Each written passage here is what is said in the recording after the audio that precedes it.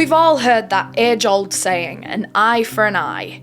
But what happens when justice turns a blind eye to a vicious criminal? When a mother, overwhelmed by the grief of her daughter's murder, is forced to take justice into her own hands. In 1981, Marianne Bachmeier calmly walked into a courtroom and saw the familiar face of the man who had taken everything from her. He had abducted and murdered her 7-year-old child, her daughter Anna, and it seemed that the court was beginning to take pity on her killer. Marianne was enraged that this evil man wasn't getting the punishment that he deserved, and so she reached into her pocket, pulled out a pistol, and shot him again and again and again. Staring down at his body, she whispered to her dead child, "This is for you, Anna." This is the story of Marianne Bachmeier, a mother who took justice into her own hands and avenged the horrific murder of her 7-year-old daughter.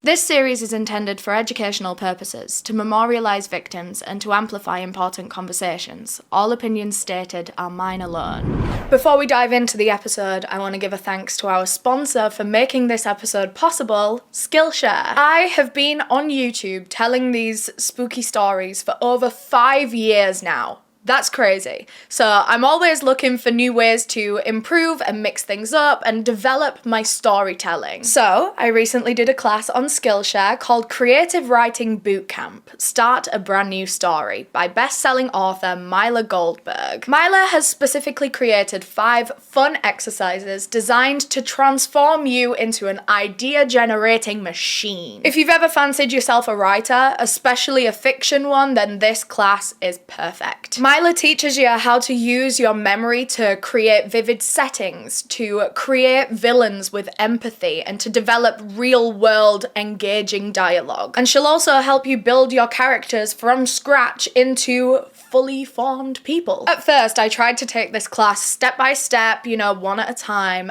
really absorbing and reflecting on everything I learned, but I was having so much fun in the end that I ended up binging the rest of it. I think Myla is brilliant, and the way that she weaves humour into her education is brilliant. Skillshare is the largest online learning community for creatives. They have thousands of different classes on a range of different topics, from productivity to cooking to 3D modeling, writing, anything. And now that it's finally summer, so many of us actually have a bit more spare time to be able to work on our creative interests, our passions. And there is no better way to get started than to do it with Skillshare. And for you lucky ducks, the first 500 of you to click the link down below in the description of this video will get a 1-month free trial of Skillshare.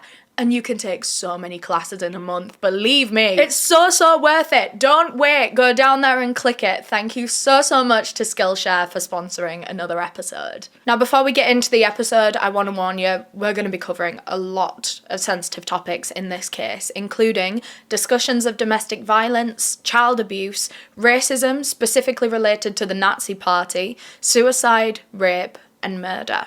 So viewer discretion is advised. Now let's discuss the tragic murder of 7-year-old Anna Bachmeier and the DIY justice that her mother sought in order to avenge her. The Bachmeier family were originally refugees from East Prussia, and after World War II, when the area was taken over, they evacuated to West Germany. So that is where Marianne Bachmeier's story begins, when she was born in a refugee camp near Hanover on June 3rd, 1950.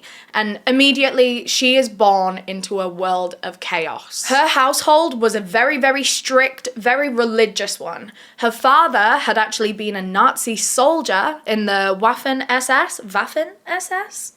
I need to brush up on my German accent. But that was basically the combat branch of the Nazi paramilitary. They started off as Hitler's personal bodyguards, and then they later went on to run the concentration and extermination camps. Honestly, a truly rotten and evil bunch of people. They were schooled in racial hatred and trained to harden their hearts to human suffering and taught to never surrender no matter what. So imagine the kind of insane environment that Marianne Bachmeier would have grown up in. Not only was her dad a Nazi, he was also a severe alcoholic that would get very aggressive and angry when he was drunk, which was most nights. It did also mean that he was out of the house quite a bit. He was always down at the pub, so there was pockets of peace in the house, but when he would return, all hell would break loose. We're not entirely sure if he was physically abusive to Marianne or Marianne's mother. We couldn't find anything saying that for definite. All the sources that we found just used the words angry, and violent was used a lot, although we don't know where that violence was directed. Still a very, very scary environment for Marianne to be growing up in. Their home was like a battleground, and the very early years of Marianne's life were far from happy and loving. Eventually, her parents got a divorce. Her mother married a new man who was actually almost an even bigger nightmare than her biological father. This man was also domineering. He was very erratic and very particular. For example, he was obsessed with keeping his garden pristine and neat and beautiful. So much so that he actually banned Marianne, who was a young kid, from playing in her own garden. But despite this very, very harsh environment that she grew up in, Marianne was always very free-spirited, and no one could ever change that about her. No matter how much she clashed with her parents and how much they tried to change her, Marianne was Marianne. Marianne would always try to rebel and stand up for herself and what she believed in. So, for example, when her mother remarried this new man, she refused to call him Papa. Instead, she would only refer to him as Uncle Paul. It was just a child being sassy and standing up for herself in quite a minor way, but this act of rebellion came at a very high price. Her new stepfather grew enraged and began beating Marianne. Violence became a constant threat in her household, and like I say, we don't know if it was with her first father, but at least right now it was confirmed that violence was common and love was conditional. And that's if it was even offered at all, because even her mother would often take the side of the men in her life over her own daughter. Marianne was always searching for love and affection and companionship outside of her family because it was never really offered to her. So at the age of 15, she got into her first ever proper relationship with a boy named Herman. And the thing she liked most about Herman wasn't actually anything about him personally, it was the fact that he owned a moped. He had a vehicle, a means of transportation, a means of freedom. Marianne was incredibly secretive about this new boyfriend, knowing that her parents, especially her stepfather or Uncle Paul, he would be furious if he found out. Because remember, she lived in a very, very strict household. She had so many rules. Even as a teenager, she had an 8 p.m. curfew. And I'm not entirely sure for what reason. I think part of it was that her parents wanted to control her. So because of this curfew and the fact that she couldn't tell her parents that she was seeing a boy, Marianne began sneaking out of the house in the middle of the night. In fact, she would tuck a teddy bear into her sheets as like a decoy, and then she would sneak out of the window, and her and Herman would go riding around on that moped all through the night. Then, at the age of 16, Marianne fell pregnant with Herman's baby, which must have been terrifying for her. She was so young, and it wasn't like she had a supportive family that could help her or even be cool about it. They would be furious when they found out. And we're not entirely sure how they did find out, whether Marianne just straight up told them, I'm not sure, but it led to her being kicked out of the house. And again, we're not entirely sure by who. A lot of sources say that it was the stepdad, but there are some that say that it was the mother, because like I say, she'd been taking the men's side in her life this whole entire time, with her first husband and now with her second husband. And she actually felt like Marianne, her daughter, was getting in the way of her relationship, causing problems, causing arguments. And so a lot of people think it was actually her own mother that kicked her out of the house when she was 16 and pregnant and vulnerable. But no matter who it was, whether it was the mother or the father, neither of them seemed to care that she was 16, pregnant, and now homeless, without anyone to support or care for her. After she was kicked out, it's not entirely clear where Marianne went, although it's believed that she must have gone to a home for unmarried mothers. These homes existed quite a lot back in the 1900s because it was quite shameful for a woman to have a baby out of wedlock. So these places existed pretty much to hide these women throughout their pregnancy so no one would know. They were usually run by religious groups or charities or possibly even the state, like I say, with the purpose of hiding these women until the baby pops out, and then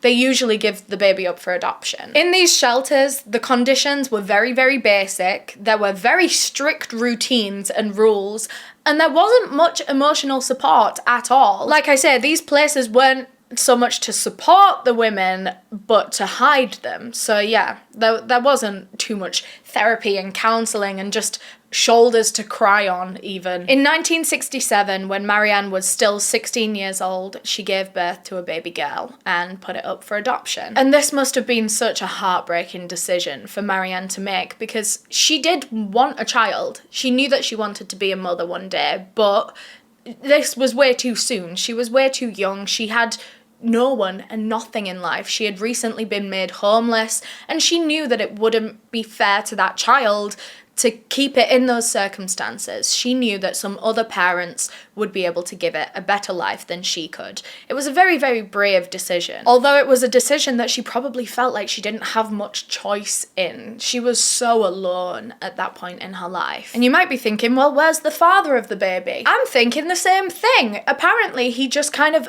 abandoned Marianne. He actually stayed with her through the pregnancy, and she was still going to school through the pregnancy.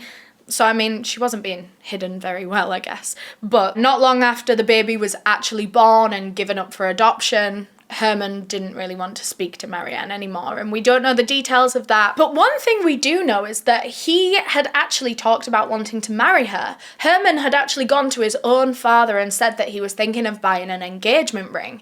Remember, they were like 16. But when he told his father this, his father turned around and said, if you want to drink a pint of milk, you don't need to buy the cow. Which is just disgusting. Gotta love that old-fashioned misogyny. About a year after giving her baby up for adoption, Marianne began dating again, and she started seeing this very sweet, kind boy that she met at school. But very quickly, Marianne found herself pregnant again, this time at the age of 18. She had hardly had chance to physically and mentally recover from her first birth. And she felt very similar about it this time round as she did the first time. She was still so young, and her future was so uncertain, and her circumstances were so unfortunate. She was still homeless. She still didn't have a job. She didn't have a caring, supportive network around her. The father of this second baby was apparently a squatter himself. He was also homeless and didn't have a job, couldn't provide for himself, never mind for a baby as well. When Marianne was heavily pregnant, she found out that her parents, well, her mother and her stepfather,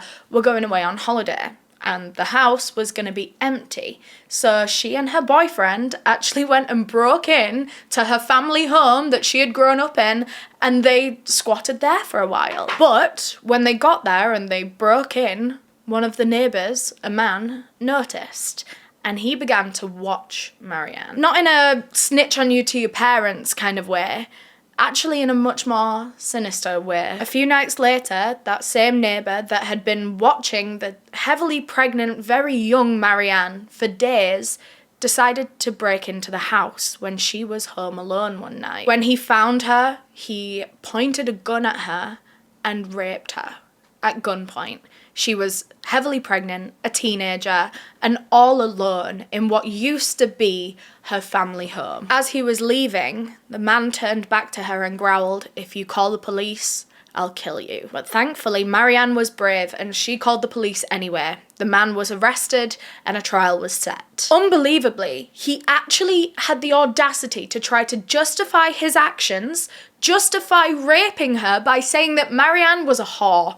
and she was asking for it. Thankfully, that didn't work, and the court didn't go easy on him. He was sentenced to time in prison. Although we don't know exactly how long, we did some research into basic rape sentences in Germany at that time were about 2 years, so we can assume he did 2 years in prison. I mean, hopefully it was more than that, given the fact that there were so many awful elements to this case. He broke into her home. She was young and heavily pregnant. And let's not forget, he did it all at gunpoint, threatening to murder her. This traumatic ordeal completely shattered any sense of safety that Marianne Bachmeier had left. She felt even more vulnerable than ever before, and this was made even worse when her new boyfriend left her. The baby wasn't even born yet. Marianne had been raped, and then her partner left her. She felt like she was just being chewed up and spat out by every person she ever came in contact with. She had nowhere left to go, no one left to talk to her, and eventually when her second baby was born, she again made the difficult decision to put it up for adoption. Eventually, Marianne left school, and it was time for her to start her adult life in the big world. So she went and got a job as a waitress, and she got a flat, like a small flat on her own. In fact, I actually think it could have been the flat above the bar that she worked at. The bar was called Tipasa, and it was like a bit of a grungy vibe. It was run down, it was cheap, it attracted students and dropouts and people on the edges of society. Marianne was 22 years old at this point, and she was actually really enjoying this chapter of her life. She loved working at the bar, it was very social, and for the first time in a long time,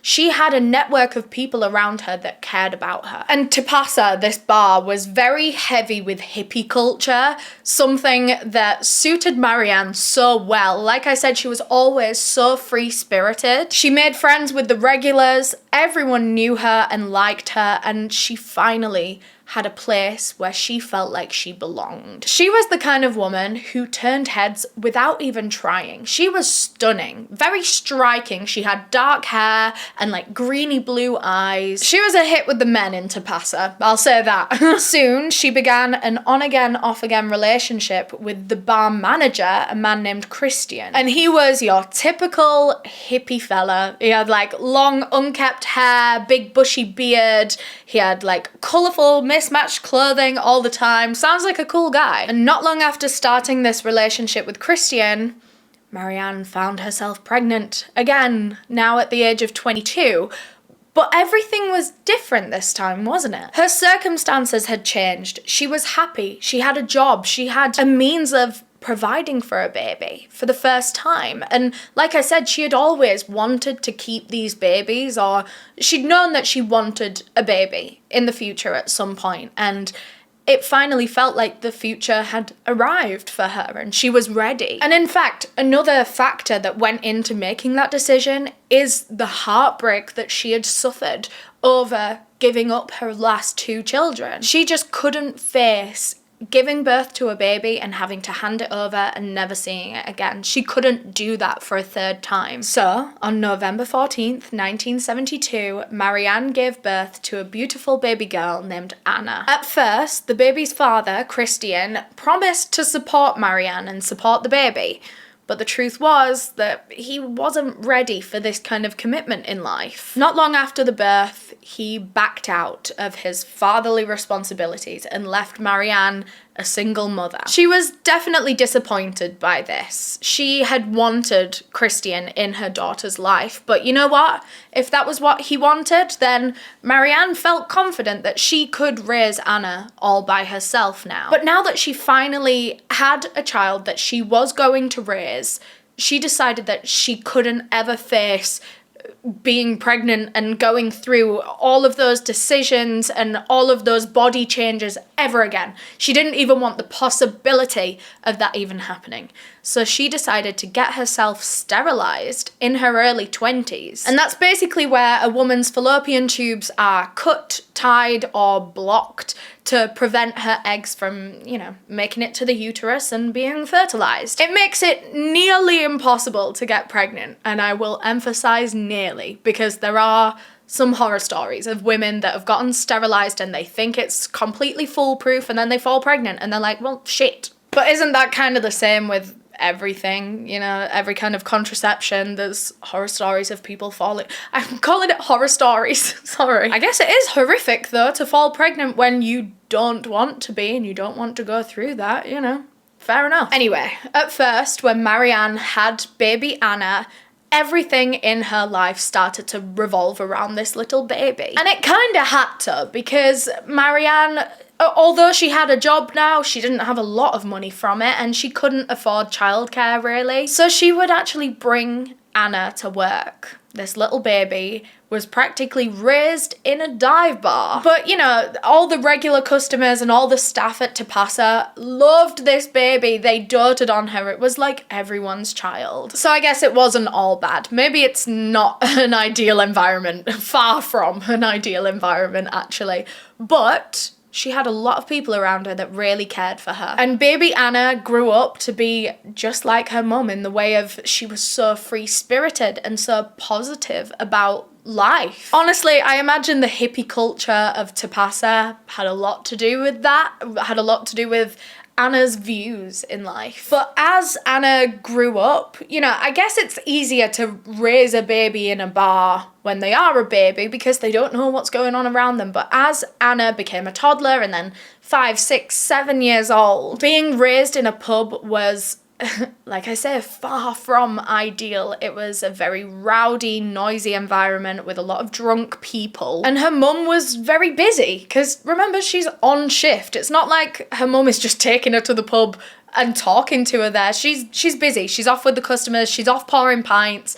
And this little girl is making friends with 40-year-old men sitting at the bar. It's strange. And as much as Marianne did her absolute best to raise Anna in the circumstances that they were in, I think she forgot a lot of the time just how young Anna was. Because she had to give her daughter so much independence and freedom, I think she would forget that she was actually so young, 7 years old, but she would treat her more like she was a teenager who had a bit more knowledge and street smarts and common sense. She would expect Anna to care for herself and make her own meals when she was too busy. I mean, Marianne didn't have much choice, but Anna was forced to grow up very, very quickly. Marianne Bachmeier has been accused of being quite a selfish and neglectful mother. Even when she wasn't on shift, sometimes she would just be drinking with the regulars in Tapasa instead of taking her baby home or to the park or, you know, something child appropriate. Anna was exposed to a world that was way too mature for her. She was surrounded by people drinking and smoking and swearing and talking about explicit topics.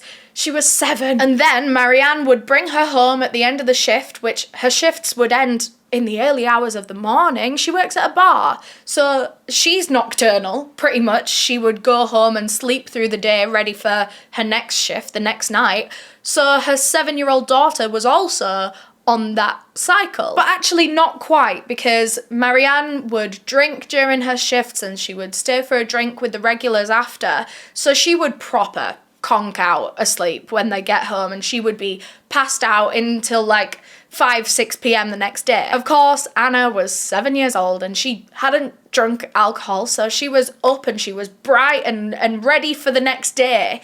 But her mum would just be asleep all day. And like I say, Anna would be expected to make all her own food and essentially raise herself because her mum was asleep or working all the time. Apparently, those who were close with Marianne at this point said that she knew that this was very tough on her daughter. She knew that this wasn't an ideal situation, but she was very overwhelmed trying to balance both work and being a mother. It was a really, really tough situation for both of them, and we have to keep that in mind. It is just such a shame that Anna didn't get a normal childhood. But then, suddenly, Anna Bachmeier's childhood would be brutally ripped from her, and Marianne was left to face the unimaginable pain of losing another child. On May 5th, 1980, it seemed like any other day. Marianne was now 29 years old and she was asleep during the day after a long shift at Tapasa the night before. The night before, or the early hours of the morning when they arrived back from the shift,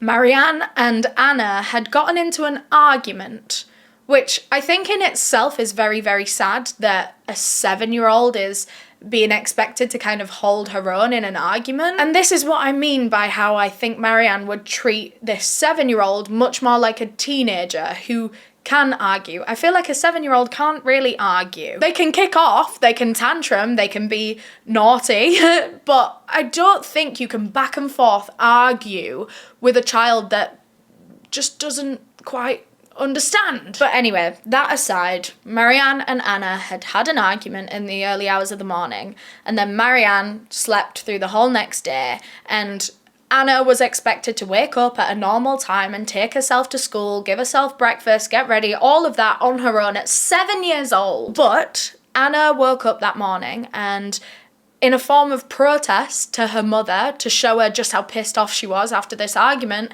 Anna decided to skip school. So she went round to a friend's house, actually, but by the time she got there, the friend had already left for school, so Anna just had the whole day to herself, and she didn't really know how to occupy it. Apparently, she was just, like, walking the streets, trying to entertain herself for those few hours, and while it's not entirely clear what happened next, because remember, this is a very old case. Very old? It was in 1980, which I guess is quite a long time ago. Well, that's certainly a long time ago in terms of technological advances, because there will have been no phones, no CCTV, nothing like that. You cannot compare a case from that time period to this time period in terms of, like, evidence. So, because we don't have all that evidence stuff, we have no idea what Anna did on her day off. But one thing that I think we can guess is that Anna was out in the streets making friends. Because one thing about being raised in a bar situation meant that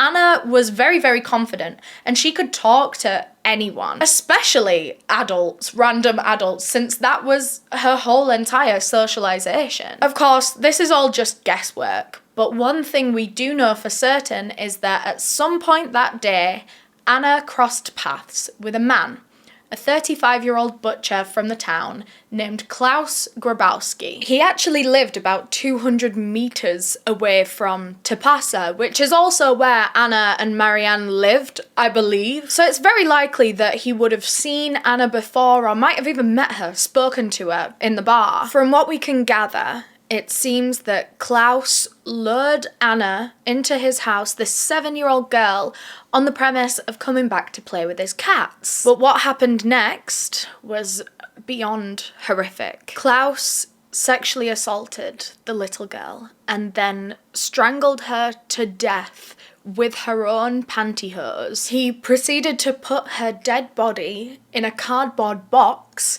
and then carried it out to the canal and just left her on the bank, like she never even existed. Poor Anna was only 7 years old when she suffered so much violence at the hands of this sick monster. Klaus Grabowski had a dark criminal past with a disturbing history, a pattern of abusing children. Anna wasn't his first victim. I think she was his first murder victim, but certainly not the first child that he had sexually assaulted. In the 1970s, he was charged twice for sexually abusing young girls on 2 separate occasions. So he was a registered sex offender at the time of this case. In Germany, sex offenders who had been found guilty in a court of law could choose to be chemically castrated as part of their quote-unquote treatment. That was what the government insisted on calling it at the time, treatment rather than punishment.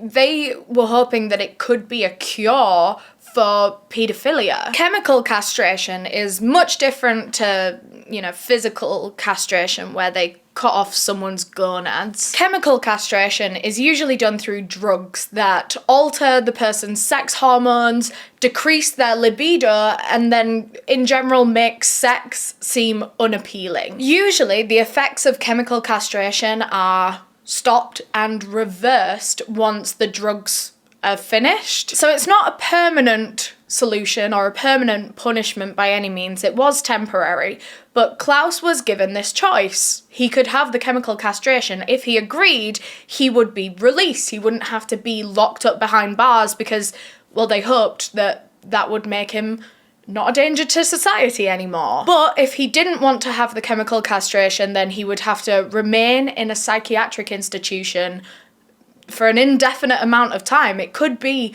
years and years, decades even. So, in 1976, 4 years before he would go on to murder Anna Bachmeier, he chose to undergo chemical castration. And of course, he was released back out into the world very shortly after, which is very disturbing. This is a man that has willingly sexually assaulted 2 children.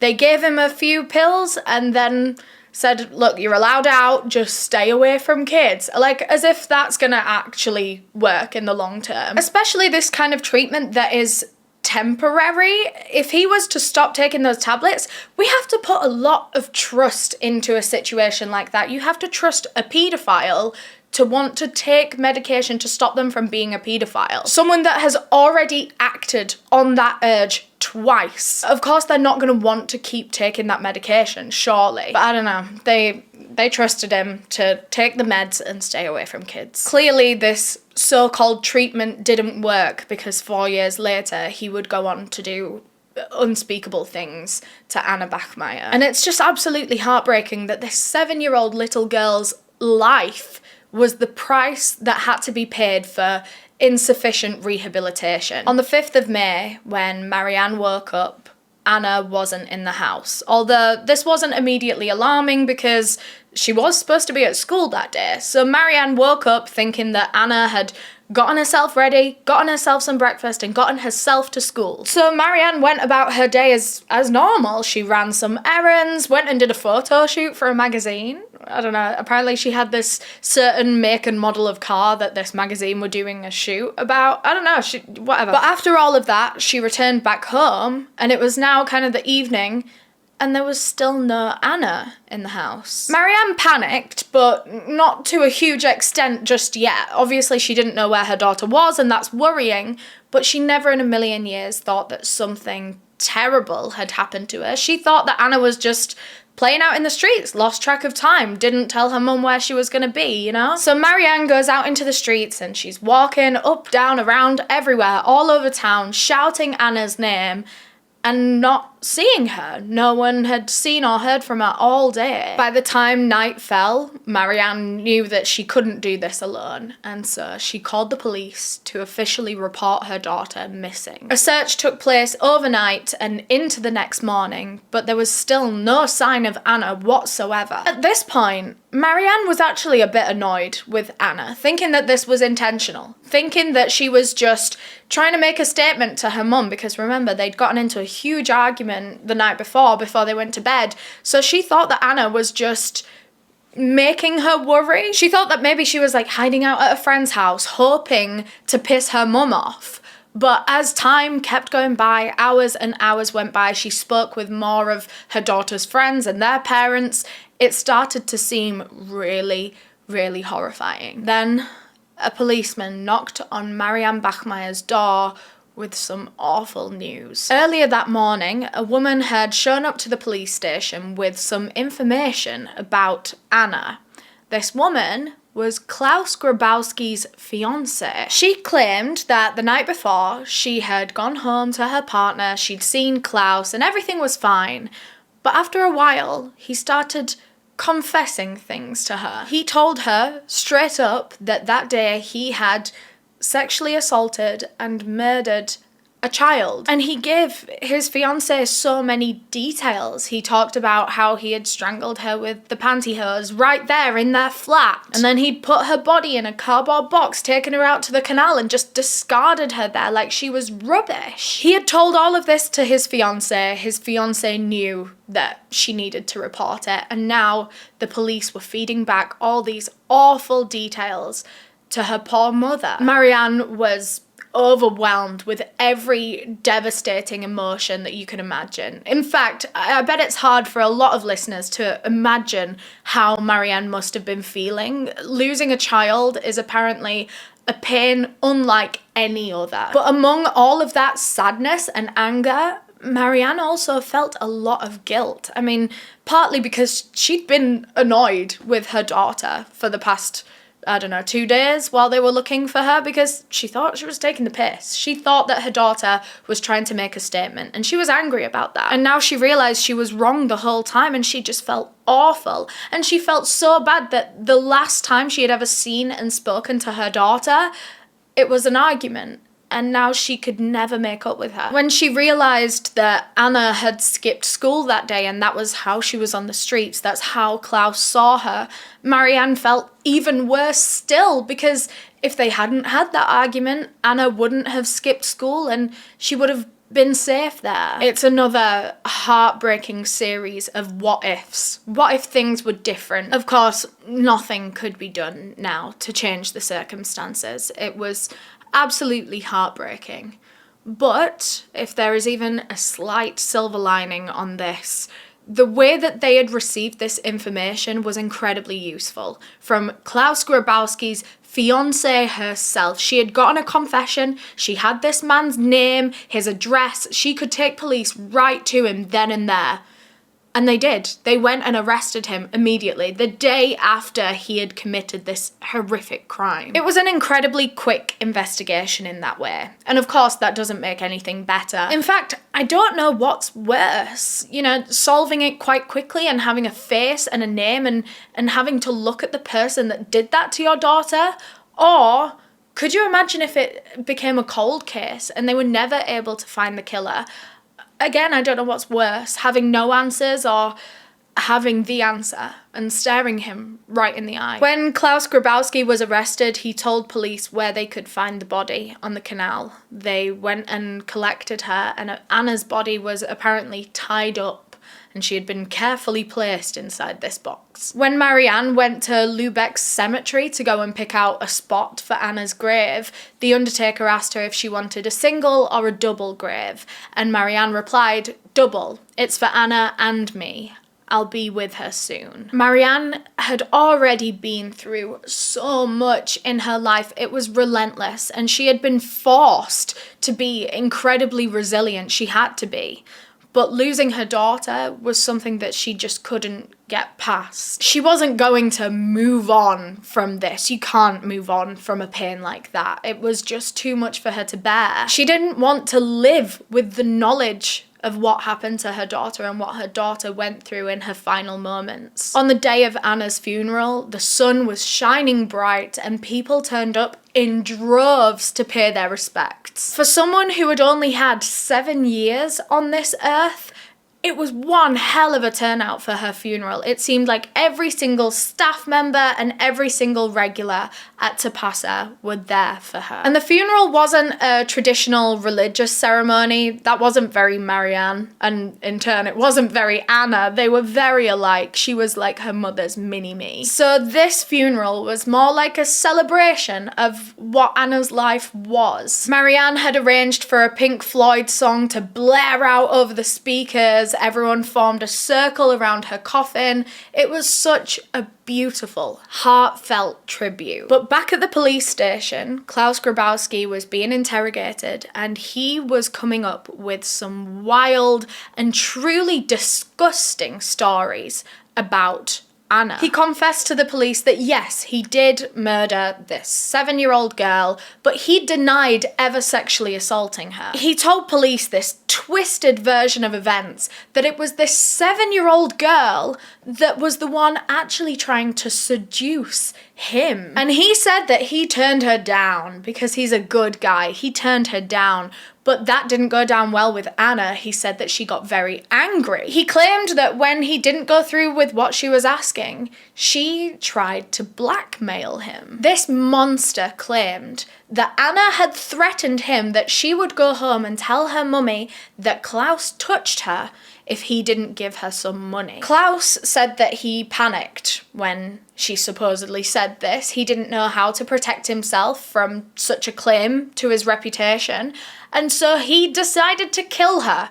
Because that is the logical fucking thing to do, isn't it? This whole story is just absolutely heinous in so many ways. To suggest that this little innocent 7-year-old girl could ever come up with such a twisted plan is disgusting and infuriating. And how does he expect anyone to believe this? That a 7-year-old girl was able to concoct such an elaborate, complex, and truly evil plan? I don't think I even knew what blackmail was at 7 years old, never mind fucking knew how to do it. And I just think about what Marianne would have thought and felt when she heard these horrific claims from Klaus of him trying to smear the reputation of her daughter. She was already devastated by the things that he had done to her daughter, and now he was throwing out all of these accusations, making it so much worse. The pain was almost too much to bear, and I can only imagine it must have brought up a lot of thoughts and feelings from when she went through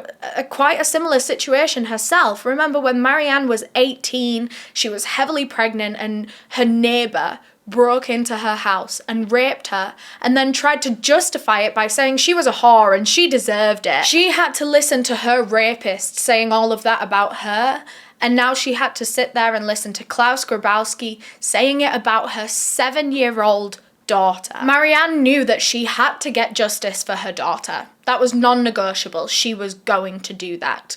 But she found it very, very hard to trust a justice system that had allowed this man back out onto the streets in the first place. After sexually assaulting 2 different girls in the decade before this, he was then allowed out onto the streets to go and sexually assault and murder 7-year-old Anna. It made Marianne so angry, and she had such a lack of trust in the system that she was prepared to take justice into her own hands and seek revenge. In March 1981, Klaus Grabowski's murder trial began in the district court in Lübeck. In the first few days, the defense team were making some rather awful statements about Anna's life. They were trying to paint both her and her mother out to be bad people, almost insinuating that they deserved this. They brought up Marianne's job at the bar, saying that she works all these long hours late into the night, insinuating that she is neglectful of Anna. And they're failing to acknowledge the part of that situation that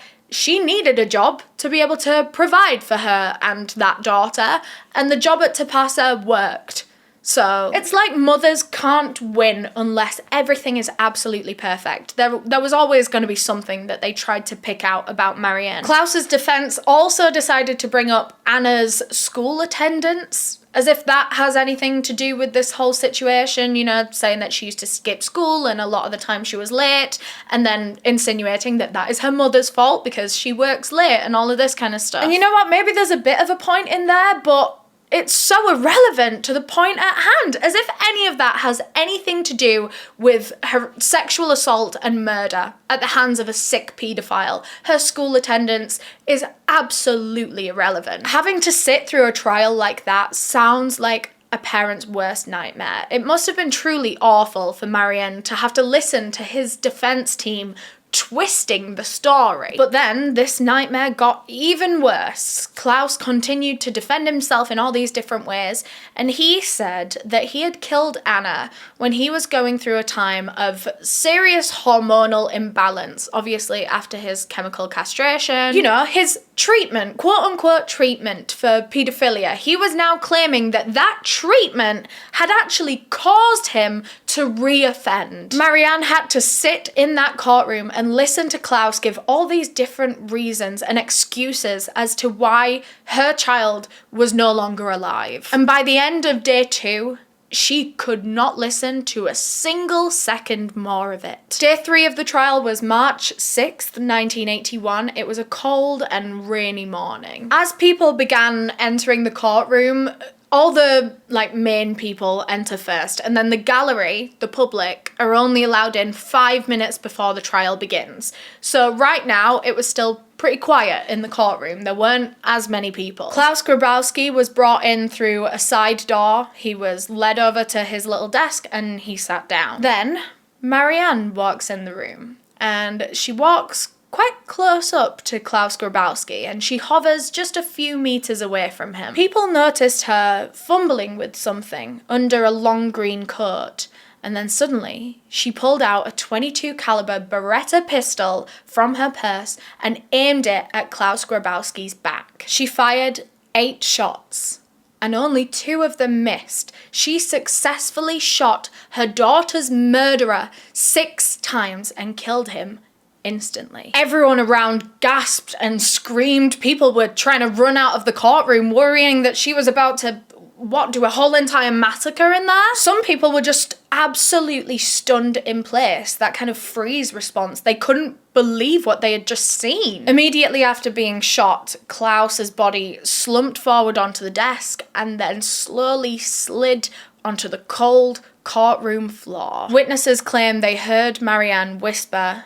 "This is for you, Anna," before dropping the gun to the floor, showing that she wasn't a danger to anyone else. She had come here to do what she set out to do, and she went calmly with police when they arrested her. Today, you can't just walk into a courtroom with a damn gun in your bag. Like, there's so many more safety measures that are taken. I mean, at least in the UK, that's all I can really account for. They have those big, like, metal detector things like they have in airports. Like, it's so safe and secure now, I think, because of cases like this. But back in 1981, there were no checks before you entered a courthouse. You could literally take anything in there. Marianne was able to take a whole entire gun tucked up in her coat without anyone noticing at all. In her police interview, she told them that she'd actually managed to get hold of the gun through someone at Tipasa. I don't think she named anyone. She wasn't a snitch. But she told the police that she had managed to get hold of this gun and she'd been storing it for a little while, actually at Anna's grave. The type of gun that she used was the exact type that the US military used at that point in time, so I guess it wouldn't have been majorly hard to get a hold of one of these types of guns if you knew the right people. But she insisted to police that she didn't get a hold of this gun to commit murder, to kill Klaus Grabowski. That wasn't... When she set out to get a gun, it wasn't for that reason. It was actually for self-defense. She said that after her daughter was abducted and murdered from the streets, of course, she felt very, very unsafe. And she wasn't about to let someone kill her. She said that when she actually received the gun, she had no intention of shooting, killing Klaus Grabowski whatsoever. But when the trial began and she saw him trying to weasel his way out of it and smear her daughter's reputation in the process, she felt like the justice system just wasn't going to punish him the way that he deserved. And so she felt like she had to take justice into her own hands and take revenge. But police didn't quite believe Marianne when she said this, when she said that she got the gun for self-defense, she didn't get it thinking she was gonna kill him. She was trying to say that shooting him in the courtroom was a relatively, like, spur-of-the-moment decision. But yeah, police didn't believe that, especially with, like, the speed and accuracy at which she got the gun out and shot it and aimed at him. Like, it seemed like she'd practiced. It seemed like she'd done it before. And I mean, there had to be at least some level of prior planning, even if it had only began that morning, because obviously she needed to put the gun in her bag and, like, hide it, walking past everyone in the courtroom. And why bring a gun to a courtroom in the first place if you don't plan on using it, you know? We don't know if she had the gun on her for the first 2 days of the trial. She shot him on the 3rd day. So, I mean, she could have taken it and just had it in her bag everywhere she went, maybe on those first 2 days, and then maybe it actually was a spur-of-the-moment decision to walk in and just shoot him on the 3rd day. I mean, regardless of just how spur-of-the-moment it was, we can all agree that there was at least some prior planning for her to have put that gun in her bag as she was on her way to the courtroom. After she was arrested, a doctor was brought in to assess Marianne's mental state, and one of the first things he did, he gave her a blank piece of paper and said, "Write anything you want on there." And this was supposed to just kind of, I don't know, whatever she came up with in that moment would be quite indicative of how she was feeling and how she was thinking. If she was in some sort of, like, psychotic episode, then they should be able to tell based on what her brain tells her to write. But when she handed back the piece of paper, Marianne had written I did it for you, Anna. And she'd drawn 7 little hearts by it as well, people believing she drew one for each year that her daughter was alive. I believe the results of the mental assessment was that she was fine because we couldn't find anything else, so they clearly didn't find anything. Once this case hit the news, it became one of the most famous cases of vigilante justice in German history and also now world history. Marianne was front page news for weeks, and she became very popular with the people of Germany because they really sympathized with her and they understood why she did what she did. She became widely known as the vigilante mother, and a lot of people supported the decision that she made on that day to kill her daughter's killer. A lot of people believed that Klaus Grabowski was a monster and karma got him the way that it should. In fact, a lot of parents were coming out saying that they would do the exact same thing if they were in Marianne's shoes and they had to face their daughter's rapist and murderer. She had a lot of support and sympathy from the people of Germany. It was actually really nice to read about. People were sending her letters and flowers, even sending her money. And even though she couldn't really access any of these gifts and letters and the money that she was being sent because she was being held in prison. Obviously, she had also killed someone, so now she was awaiting her own murder trial. So she couldn't actually, see any of the gifts or use them or whatever, but it was just nice to know that she had a lot of backing. But while she was waiting in a cell, waiting for her trial, Marianne's mental health was really, really suffering. Another psychiatric assessment showed that she was at very high risk of suicide, whether she was to stay in prison or leave prison. But after a whole year of being held in this cell, awaiting trial, her doctor was getting very, very concerned for her, and he actually tried to argue for her to be released on medical grounds. But the prosecution on this case were trying very, very hard to treat Marianne just like any other person that would be suspected of murder. It was very, very tough because the whole entire country loved and supported her and thought that she did the right thing, but she still murdered someone, and in the eyes of the law, they have to treat that the same way as any other murder case. A lot of people wanted the court to go easy on her, to show her some mercy, to give her a lower sentence, but if they were to do that, what kind of message would that send to their people? It would encourage more and more people to take the law into their own hands, to take justice into their own hands,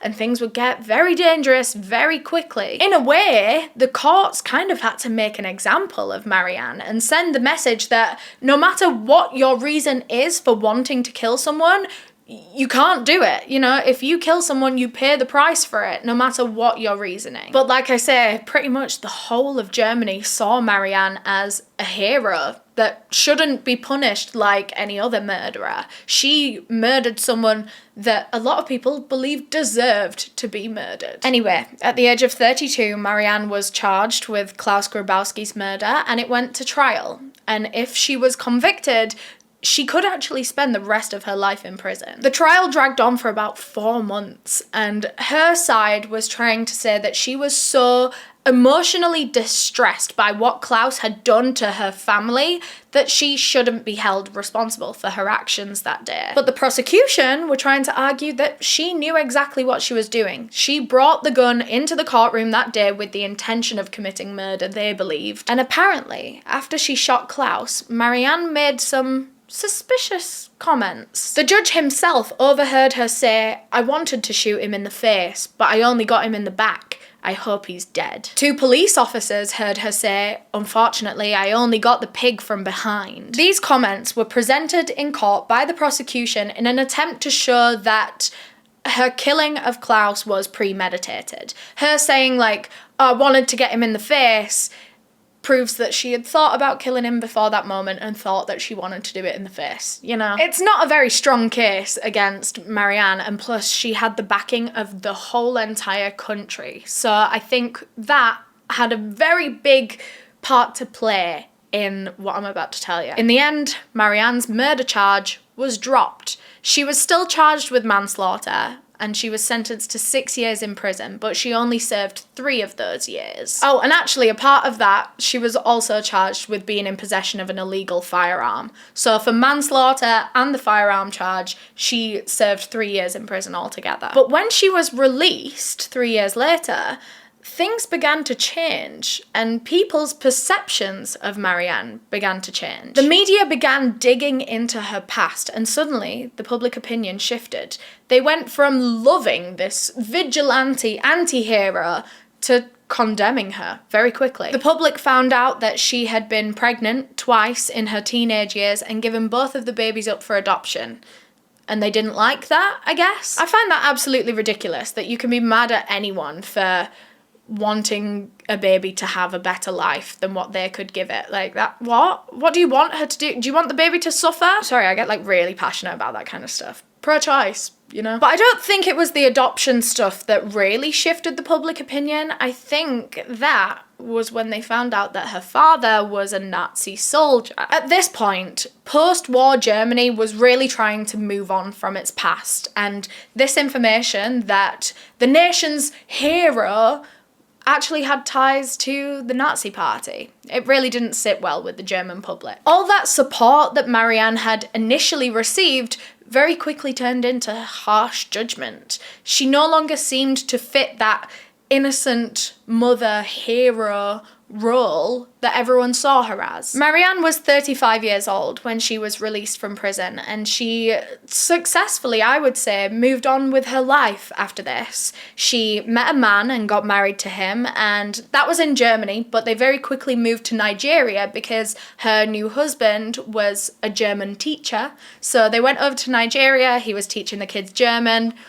They then split up, so Marianne went to Sicily and moved out there on her own, and out there she was a carer at a hospice. She always said that she didn't want to go back to Germany as a whole, but especially Lübeck, because the memories, every single street would have been a memory of Anna. And unfortunately there, she was only ever known as Anna's mum, that woman that shot a man in court, you know? And of course, at this point, she had really tried to move on and really tried to put that behind her and keep living, not only for herself, but for her daughter. But tragically, Marianne was diagnosed with pancreatic cancer at the age of 46. She was young, and she only had a limited amount of time left on Earth.